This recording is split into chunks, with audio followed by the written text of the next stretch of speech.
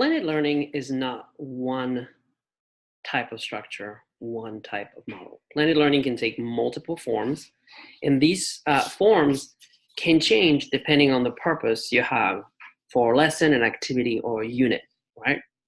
Unfortunately, I think that sometimes when blended learning was presented to teachers, it was presented packaged with a certain type of organization in the room. I think the most popular probably being station rotation, which could be a great model, but is not the only way we would want to organize an activity based on specific outcomes. This strategy that you're about to go through will help you understand the difference between what we call a station rotation model, otherwise known as centers, and an individual rotation model, which is a different way to organize how students can rotate through activities. And this differentiation will help you then determine if individual rotation could be a good experimentation for you based on what you would like to see improving in students.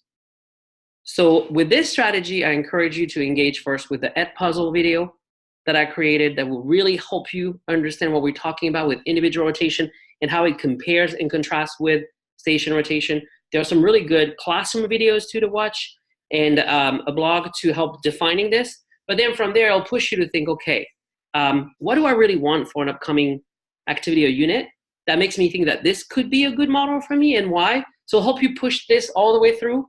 And it will also suggest for you some follow-up strategy to try after that once you've decided that this is what you want to do, right? Really, in closing, really quickly, want to show you something. In a station rotation model, I can easily imagine stations around the room,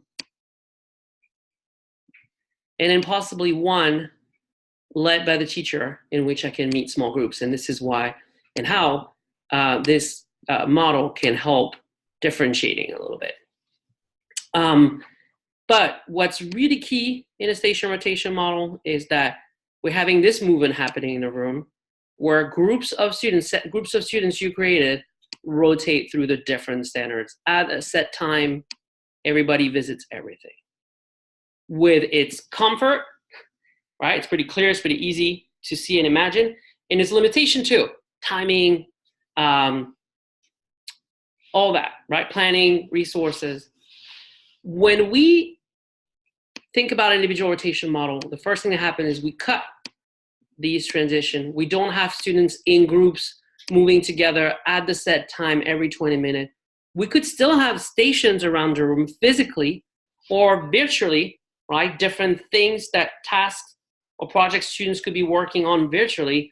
And each individual students rotate through these tasks at their own pace, which is why it's called individual rotation, right? So they may go there physically first, and they might go back here on the computer to work on a task.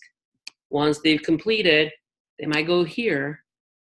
And some individual rotation literally have no physical stations around the room, right? So this will help you kind of get started understanding the difference. Now, go through the different resources to really get a better sense of that, and then start thinking about how it could apply to you.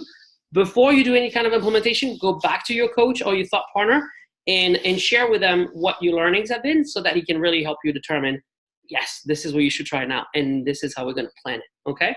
So I hope you enjoy this strategy.